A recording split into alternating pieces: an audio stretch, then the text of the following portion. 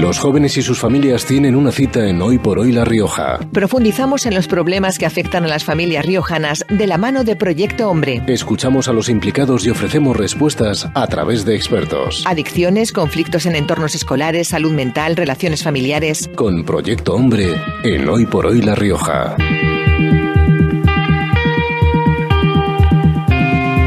Bueno, Estíbaliz, pues espacio de Proyecto Hombre, como decimos siempre, intentamos aportar herramientas útiles a las familias para hacer frente pues a muchas situaciones que surgen en el día a día, ¿no? Y esa información esperemos que sea realmente útil. Esperemos que sí. Además, este tema, el título me encanta, Padres Influencers, así que vamos a ver cómo podéis convertiros, ¿no?, los padres y madres en influencers, en buenos influencers. Óscar Pérez, director del Centro Residencial de Proyecto Hombre, ¿qué tal? ¿Cómo estás? Hola, buenos días, Jorge. Muy bien. Y David García, director de Proyecto Hombre, ¿qué tal? Buenos días. Buenos días, Jorge. Bueno, a todo el mundo le ha encantado la propuesta, esto de padres influencers, porque creo que es el deseo que todos tenemos dentro, ¿no? Convertirnos en padres influencers, buenos influencers, por supuesto. Sí, todos queremos ser los influencers de nuestros hijos. Lo que pasa es que se nos olvida un pequeño dato, que es que ya lo somos. No es una opción. lo somos. Somos influencers porque desde el minuto uno, desde el minuto que nacen, incluso hay quien dice que mucho antes, ¿verdad? Estamos conformando, ellos se van a fijar en nosotros siempre. Todo lo que hagamos va a ser muy importante. Y ahora, con tantas redes sociales, tantas influencers externos, pensamos que nosotros hemos quedado en un segundo plano. Pero ese es el primer mensaje que tenemos que tener claro nosotros. No es cierto. Nosotros vamos a seguir siendo, durante el desarrollo y el crecimiento de nuestros hijos, las principales referencias para ellos. Y nunca debemos desistir y nunca nos tienen que desempoderar de ese papel. Lo fuimos, lo somos y lo seremos. Claro, y para ello hay que, entiendo, seguir unas pautas, ¿no?, para conseguir ser un gran referente, ¿no?, para nuestros hijos. Siempre hay esa responsabilidad, pero ahora con toda la información que tienen, ¿no?, a nuestro alrededor, quizá debamos de prestar quizá más atención, no lo sé. Sí, vamos, yo creo que hay una frase de Einstein, ¿no?, que dice: educar con el ejemplo no es una manera de educar, es la única. Es decir, somos influencers no por lo que decimos, por las palabras que decimos a nuestros hijos cuando les damos grandes sermones en la cena o hablamos mucho de un tema, sino realmente tenemos que tener mucha atención a cuál es nuestro comportamiento. ¿Qué es lo que hacemos nosotros en nuestra vida ordinaria? ¿Qué dedicamos nuestro tiempo libre? ¿Qué uso hacemos nosotros del móvil? Puedes decir, no uses el móvil de esta manera, pero yo estoy haciendo ese uso del móvil. Y había otro mensaje que a mí me parecía importante de los influencers. No quiero que se me escape porque venía hoy en el periódico, ¿no?, un artículo pequeñito de Alice Campello, que es una influencer importantísima, ¿no? Y ella hablaba de las dificultades que había tenido por estar fingiendo una realidad idílica en su familia cuando en realidad tenía muchos problemas, ¿no? Y yo creo que los padres tenemos que ser unos influencers, pero no somos los influencers perfectos. Como la palabra perfección, no somos los padres perfectos. Creo que tenemos que ser unos influencers reales, es decir, esta es la realidad que estoy viviendo día a día. Tengo problemas también de gestionar mis emociones, tengo problemas también cuando tengo miedo, cuando estoy asustado, cuando tengo tristeza. Es decir, y yo creo que esa manera de mostrarnos como padres también imperfectos, no como padres perfectos, creo que es un signo para ellos también, para que ellos puedan aceptar y asimilar las emociones y validar las emociones que ellos mismos están viviendo, ¿no? Entonces somos influencers, sí, pero no perfectos. Somos unos influencers reales, la vida real. Pues mira, parece hay un testimonio que nos han enviado y que creo que conecta mucho con esto que he comentado. Esto es muy breve, pero muy, muy representativo. Intento ser un ejemplo para ellos todos los días, siendo consciente de que las personas cometemos errores y haciéndoselo saber a ellos también, que todos nos equivocamos, pero que lo importante es la forma en la que luego reparamos esos errores. Esto es un poco lo que te referías, ¿no? Total, sí.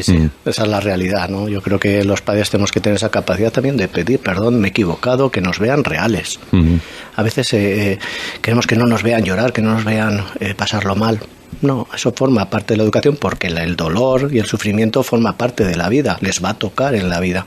Y si nos ven a nosotros enfrentarnos a ello, gestionarlo, pues ellos también van a ver que es válido lo que están sintiendo, lo van a poder contar, van a poder hablar de ello, lo van a validar y de alguna manera van a poder también trabajarlo, ¿no? Con nuestra ayuda, como padres, por supuesto, que estamos al lado. Hay algo, Óscar, que me llama la atención de lo que decías, que somos sus influencers desde que nacen y durante toda su vida, pero claro, esa imagen cambia un poco, ¿no? Porque quizá en las edades más tempranas somos las únicas referencias y después tenemos que convivir con otros referentes que tienen nuestros hijos, ¿no? Y me imagino que ahí, no sé si cambia un poco la estrategia, pero sí cambia un poco el escenario, por lo menos. Sí, desde luego que hay una primera etapa, sobre todo la preadolescencia, en la que no solo somos las personas absolutas de referencia, no somos dioses casi, somos los superhéroes, ¿no? de su vida. Con lo cual ahí es una época en la que es muy fácil para nosotros, los padres, comunicarnos, establecer pautas de conducta. Ellos absorben todo lo que nosotros les vamos a transmitir. Yo creo de todas maneras que ahí está el trabajo, es decir, pensamos que de repente en la adolescencia hay una separación brutal, que se van por eso de que quieren afianzarse en su propia identidad, tal. En realidad no se van, ¿no?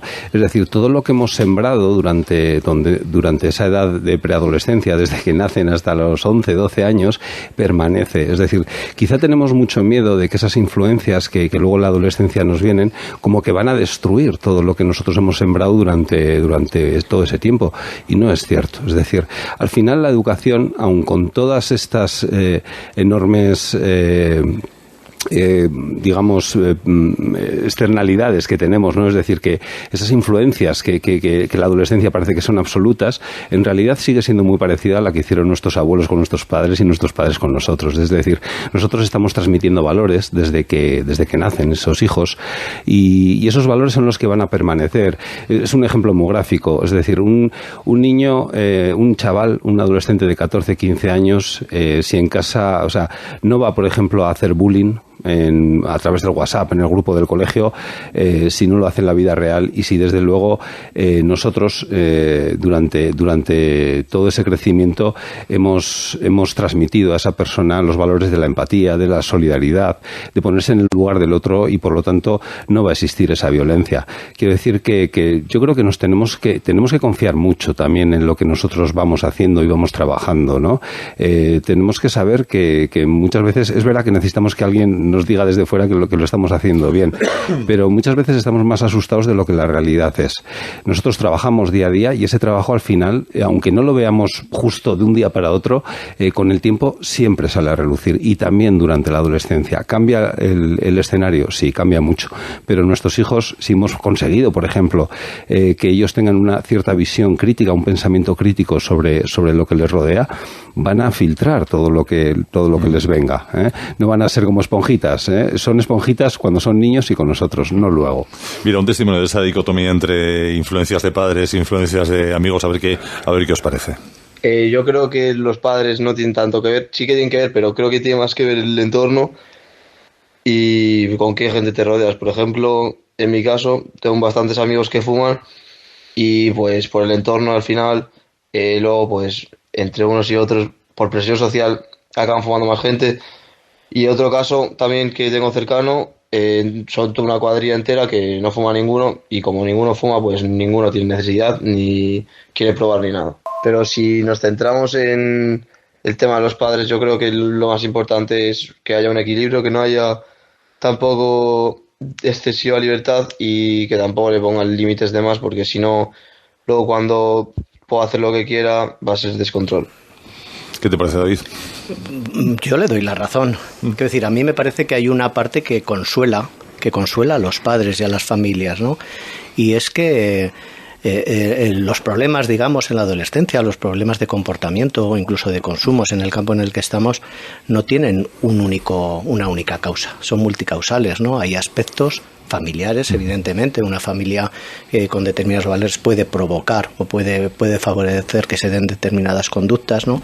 Pero evidentemente está el ámbito social, el barrio en el que vivo, el nivel económico que tengo, la religión que tengo. Es decir, hay muchos aspectos que están afectando a esta realidad, y por lo tanto diríamos, es que mi hijo tiene problemas y el problema es solo de los padres. No siempre, ¿no? Es hacer un guiño también a aquellas familias pues que intentan hacer las cosas bien, que se esfuerzan por hacer las cosas bien y a veces las cosas no salen como uno quiere, ¿no?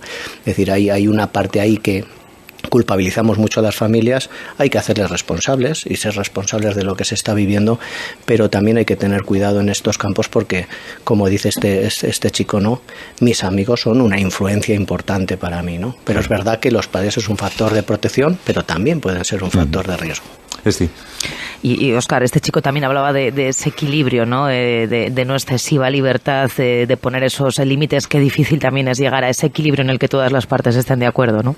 Sí, yo quería también hacer un matiz, ¿no? Es decir, este chico seguramente ha elegido a sus amigos también de acorde a sus valores, de acorde a sus preferencias, de acorde a lo que le han transmitido, ¿no? Insisto, es decir, no hay pocas cosas aleatorias en la vida. Es cierto que es aleatorio en la clase en la que tus compañeros de clase, ¿no? Pero incluso entre tus compañeros de clase todos sabemos que estamos con unas personas y con otras no. Y eso no es aleatorio. Eso viene determinado muchas veces por lo que somos, por lo que sentimos, por nuestros valores, ¿no? Y respecto, efectivamente, libertad versus límites, ¿no? Efectivamente, yo creo que es importante, me encanta la palabra libertad, ¿no? Me encanta la palabra libertad porque la palabra libertad no significa hacer lo que yo quiero, ¿no? Sino precisamente hacer las cosas con autonomía y con responsabilidad. Es un poco lo que tratamos, yo creo que es lo que debemos tratar de inculcar a nuestros hijos, ¿no? Que efectivamente tienen que tomar opciones libres, pero que tienen que hacerlas desde una responsabilidad, desde un pensamiento crítico y desde valorar las consecuencias de los pros y los contras. Y ahí estamos los padres, no tanto para imponer, no tanto para limitar, que también tenemos que tener claros ciertos límites, sino para a enseñar a nuestros hijos a pensar por sí mismos y para que tomen unas decisiones que vayan acorde con lo que a ellos les haga más felices y puedan estar mejor. Además, Óscar, lo he dicho muchas veces, eres un máximo defensor, ¿no?, de la negociación, ¿no? Siempre. A ver, hay cosas que no se negocian, también lo digo. Es decir, hay ciertos valores en casa. Por ejemplo, si yo tengo cierta tolerancia con las sustancias, me refiero, dejo una puerta abierta, pues, bueno, no pasa nada porque beba, porque todos lo hacen. Bueno, el fumar tampoco. Bueno, si tengo ambigüedad, dejo esa puerta abierta, creo eso no es negociable. Hay cosas que no son negociables, pero efectivamente en casi todo lo demás podemos negociar. Tema de horarios, tema de amigos, tema de responsabilidades, tema de horas de estudio, temas de distribución del tiempo libre. Casi todo lo demás, como he dicho, acabo de decir, es bueno que ellos se sientan libres de poder elegir, pero acompañados junto con nuestro criterio y con nuestra aportación, ¿no? Que por supuesto es muy importante, y nosotros en nuestra cabeza, como cuando vamos a comprar un coche, todos tenemos en la cabeza lo que podemos, hasta dónde podemos pagar, ¿verdad? Pues esto es un poquito igual, ¿no? Hasta dónde podemos llegar en esa negociación lo tenemos que tener claro, pero siempre yo creo que es muy bueno que nuestros hijos y nuestras hijas piensen que ellos también pueden elegir y que tienen ese espacio. Vamos a ver qué más nos cuentan los padres. Como padre creo que hay que ir adoptando diferentes estrategias desde que los niños son más pequeños hasta que van creciendo. Desde utilizar restricciones puras y duras hasta ir avanzando en un diálogo permanente con ellos para convencerles de lo que es más saludable. Y importante también es que te vean a ti, que lo pones en práctica día a día. Esto, David, le damos muchas vueltas a los padres. Sí. Se nota claramente. Yo veo un poco lo que comenta Óscar, ¿no? Mantener siempre el canal de comunicación es fundamental y para eso los padres tenemos que evolucionar con nuestros hijos. Es decir, hay momentos de la etapa de la vida que hay que ser más normativo, poner más límites y digamos, tener una actitud más controladora, y hay momentos en los que hay que dejarles también volar, ¿no? Es decir, si un niño, un joven no tiene experiencias y tiene experiencias pues a veces desagradables, el aprendizaje que va a tener va a ser más limitado, ¿no? Entonces, los padres tenemos que cuidar, acompañar, pero también permitir que nuestros jóvenes y nuestros niños, que nuestros hijos tengan también errores y equivocaciones, ¿no? Medidos, ¿no? Creo que el arte educativo o el equilibrio psicológico de nuestros hijos está en una cosa muy sencilla y muy complicada, y es ese equilibrio entre dar muchísimo afecto, muchísimo apego, muchísimo cariño, muchísima seguridad. El niño tiene que tener claro que su padre está ahí y va a estar siempre y le va a dar esa seguridad, pero a la vez en el otro lado tiene que estar la capacidad de poner límites, de decirle en este caso es no, tienes que esperar, de manera que te vayas también acostumbrando a tener pequeñas frustraciones que te ayuden a entender y a generar habilidades que te ayuden a enfrentarte a la realidad de la vida, ¿no? Entonces ese equilibrio que es fácil de decir y es un arte, sí. Pero los padres tenemos que tenerlo en mente, ¿no? Tener siempre en mente el cariño, el afecto y a la vez la capacidad de poner esos límites y de marcar las normas, ¿no? de funcionamiento en casa. Y luego, ¿cómo pueden lidiar, no? Porque está ocurrido siempre, ¿no? En un grupo de amigos siempre ves pues a un chaval, ¿no? Que pueda tener más manga ancha que otros.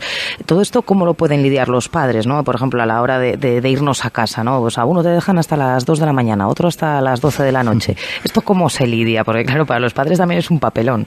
Por experiencia te digo que los nuestros siempre son a los que menos les dejan, siempre. Sí. Parece que hay un consenso generalizado en que toda la clase tiene una cosa que yo no tengo, o toda la clase puede ir a cierto sitio que yo no puedo, ¿no? Parece que, y además es para todos los alumnos, con lo cual hay algo que choca ahí, ¿no?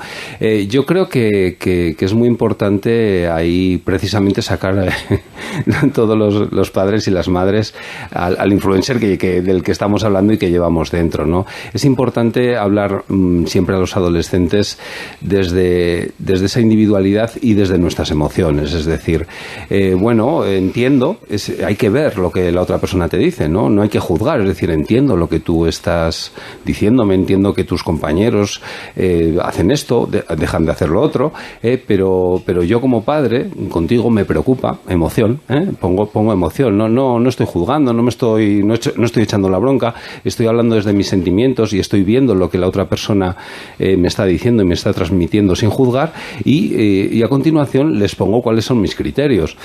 Criterios que a lo mejor, insisto, no son negociables, pueden serlo o no serlo, ¿no? Pero yo creo que una persona cuando se siente vista, se siente reconocida, siente que se le ha escuchado y que se está hablando desde una preocupación, no desde un juzgar y desde te echo la bronca y desde el autoritarismo, esto cambia mucho. Yo creo que es un buen enfoque este.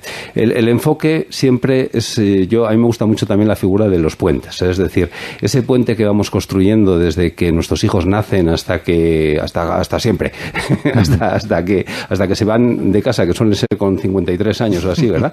Pues ese puente que vamos construyendo durante toda la vida es un puente que en la adolescencia muchas veces se resquebraja un poquito y que nos da miedo, ¿no? Que se tiembla, incluso a veces se destruye, no pasa nada, ¿no?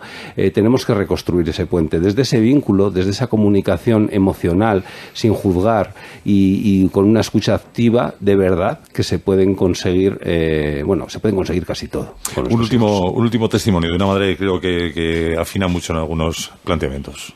Bueno, pues yo como madre de 2 niños de 3 y de 1 año siento una gran responsabilidad a la hora de educarles y de transmitirles ciertos valores. Además, veo o puedo experimentar que con niños tan pequeños los padres somos sus grandes modelos de referencia, ya que el grupo de amigos todavía no tiene tanta importancia para ellos o no se fijan tanto como en los padres. Entonces, bueno, de cara a la prevención de drogodependencias o de cualquier otro problema en un futuro, mi forma de actuar ahora mismo como madre es pues dándoles todo mi amor y mi apoyo incondicional, estando presente todo el tiempo que me es posible y empiezo ahora a través de cuentos o con el mayor pues explicándole las emociones que existen, cómo se expresan, cómo las podemos identificar, ante qué situaciones pueden surgir, ya que eso me parece pues muy importante, ¿no? La comunicación y la expresión emocional para después pues poder saber gestionar de la mejor forma posible una situación difícil o complicada. Me pareció un testimonio importante porque esto hay que sembrarlo desde el minuto 1, ¿no? Y es lo que viene a decir esta mujer con niños de 1 y 3 años, ¿no? Sí, a veces hablamos de posponer, ¿no? No, mañana hablo de este tema, cuando sea más mayor voy a hablar del alcohol, cuando sea más mayor. Es decir, la educación es desde el minuto 1, creo que lo ha dicho claramente esta madre, ¿no? Un niño de 1 y de 3 años y desde el principio y luego la importancia que le da la gestión emocional. Yo creo que en una sociedad en la que se está viendo tanto las dificultades de salud mental, especialmente en los jóvenes, creo que es de vital importancia que los padres, muchas veces los padres no están preparados, ¿no? O son los que más limitaciones tienen, ¿no? en su gestión emocional, pero yo creo que no es excusa. Tenemos que prepararnos, formarnos y de una manera integral en la familia, en los colegios, yo hablaba el otro día también, en otros entornos, en entornos de actividades escolares, en entornos relacionados con el deporte, que nuestro entrenador esté formado en gestión emocional, que sepa educar a los hijos un poquito a los niños, ¿no? Que están entrenando en esta parte, ¿no? Es muy importante la gestión emocional, las habilidades sociales, de manera que estos niños cuando estén en la adolescencia estén un poquito más preparados para tener ese pensamiento crítico que estamos luchando, ¿no? Porque el tema que comentaba Óscar. Bueno, pues no ofrecemos fórmulas mágicas, no existen, pero sí pautas muy interesantes que pues promuevan una cierta reflexión de los padres sobre cómo podemos convertirnos en buenos referentes de nuestros hijos durante toda su vida.